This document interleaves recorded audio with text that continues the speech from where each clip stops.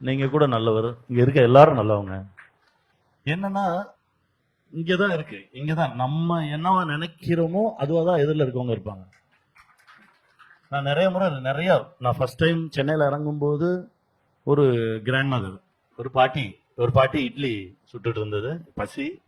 நான் போய் அப்படியே பாட்டி பாடுறேன், நான் ஒண்ணுமே கேட்கல, 4 இட்லி வச்சு சாப்பிடு அப்படின்னு கொடுங்க. எங்க இருந்து வர அப்படின்னா, நான் மதுரையில இருந்து வரேன். சரி, காசெல்லாம் வேண்டாம் போ.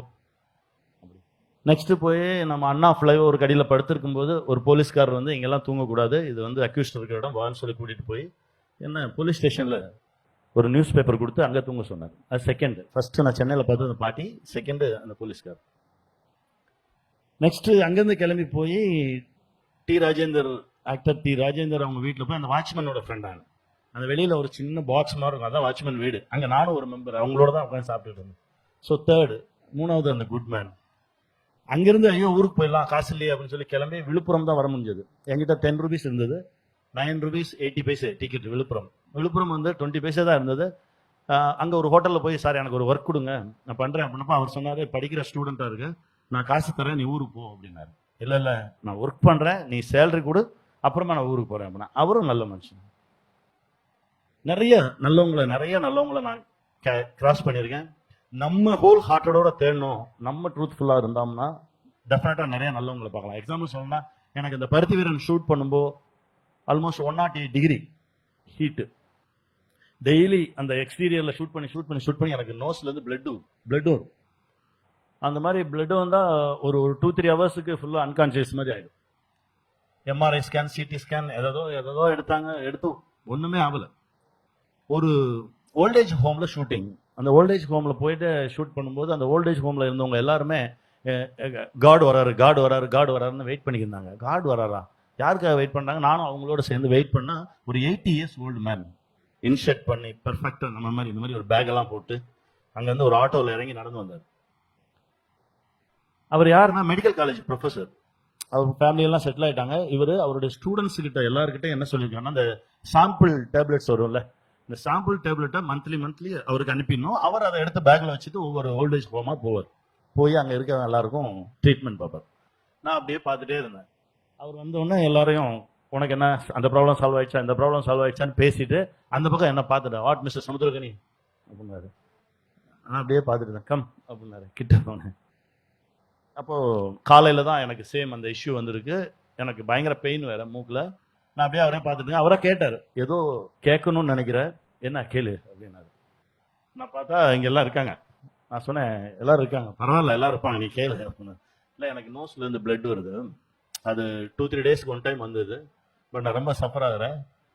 ஏதோ மெடிக்கல் டேர்ம்ஸ்ல எல்லா எக்ஸ்ரேயும் எல்லா ட்ரீட்மெண்ட் டெஸ்ட்டும் எடுத்தாச்சு, பட் இது சரியாகலை அப்படின்னு. ஒண்ணுமே பண்ணல, இங்க கை வச்சாரு, இப்படின்னாரு, அந்த பேக்ல இருந்து நாட் ஃபார் சேல் அப்படின்னு டேப்லெட், ஒரு 3 டேப்லெட்ஸ் இது போடு அப்படின்னா. நான் அதை எடுத்து அப்படியே பார்த்துட்டே இருந்தேன். போடியா அப்படின்னாரு, கொஞ்சம் வாட்டர் எடுத்துட்டு வா அப்படின்னு சொல்லி அந்த ஒரு டேப்லெட் போட்டார். நெக்ஸ்ட் டே செகண்ட் டேப்லெட் போட்டார். 3rd டேப்லெட் போடவே இல்லை, இப்போ வரைக்கும் சரியாயிடுச்சு. ஆனா டில் நவ் அவரை நான் தேடிட்டே இருக்கேன், பார்க்க முடியல. நான் அந்த ஹோமுக்கே கால் பண்ணி, இந்த மாதிரி டாக்டர் வந்தா சொல்லுங்க, நான் மீட் பண்ணணும்னு சொல்லுங்க. இல்ல டாக்டர்கிட்ட சொன்னோம், அவனுக்கு தான் சரியா இருக்குமே, அவன் ஏன் என்ன மீட் பண்ணி டைம் வேஸ்ட் பண்றான், அவன் ஒர்க் பண்ண சொல்லு, வேலையை பார்க்க சொல்லிட்டு போயிட்டாரு. இந்த மாதிரி நிறைய பேரை மீட் பண்ணிருக்கோம். ஸோ அதனால தான் நம்ம உண்மையிலே ட்ரூத்ஃபுல்லா தேடணும் அப்படின்னா அவங்களும் நம்மளை தேடி வருவாங்க. அதுதான் ரொம்ப பேடா வந்திருக்கு. ரொம்ப பேர்ட் வேர்ட்ஸ் இப்போ யூஸ் பண்ணாதான் ஹிட்ன்ற மாதிரி வந்துச்சு. நிறைய films very bad words use பண்ணி தான் இப்போ. அதுவும் வந்து ஓடிடி ஃபிலிம்ஸ்னா they will take granted. Bad words நல்லாவே பேசலாம் அப்படின்னு சொல்லி கிராண்டட் ஆயிடுச்சு. சினிமாவுக்குன்னு ஒரு டிசிப்ளின் லைன் இருந்தது, அந்த டிசிப்ளின் லைன் இப்போ இல்லை, முன்னாடி இருந்தது. அந்த அப்போ வந்த சினிமாக்கள்ல ஒரு ப்ராப்பர் கிராமரோட இருக்கும் டைலாக்ஸ் எல்லாமே. இப்போ நான் ஒர்க் பண்ணும்போது என்னோட குருநாதர் கேபி சார் வந்து ஒரு 10 பாயிண்ட்ஸ் கொடுத்துருப்பார். 10 கமாண்ட்மெண்ட்ஸ் மாதிரி 10 பாயிண்ட்ஸ். கேர்ள்ஸ் வந்து ஸ்மோக் பண்ணக்கூடாது, கேர்ள்ஸ் குடிக்கிற மாதிரி சீன் வைக்கக்கூடாது, கேர்ள்ஸ் போலீஸ் ஸ்டேஷன் கொண்டு போகக்கூடாது, கேர்ள்ஸ் அடிக்கக்கூடாது, இந்த மாதிரி ஒரு 10 கமெண்ட் கொடுத்துருப்பாரு.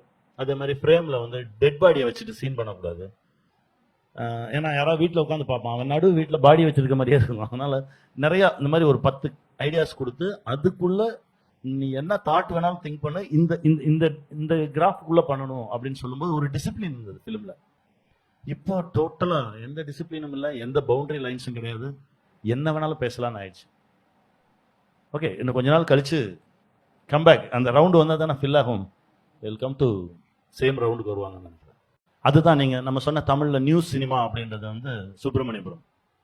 அதுதான் புது பேத் போட்டோம். அப்போ ஃபிலிம் இண்டஸ்ட்ரியில் வந்து ஒரு 4 years 5 yearsக்கு ஒரு யங்ஸ்டர் வந்து ஒரு பேத் ஒரு நியூ பேத்தை கிரியேட் பண்ணுவாங்க. சுப்பிரமணியபுரம் வந்தப்பறம் பார்த்தா எல்லா ஃபிலிம்லையும் தாடி வச்சுட்டே வந்தாங்க. திரும்ப நம்ம நாடோடிகள் வந்த பிறகு பார்த்தா எல்லா ஃபிலிம்லையும் 4 ஃப்ரெண்ட்ஸாகவே நடிச்சாங்க. அது வந்து அந்த ஃபிலிமுடைய பவர். சசி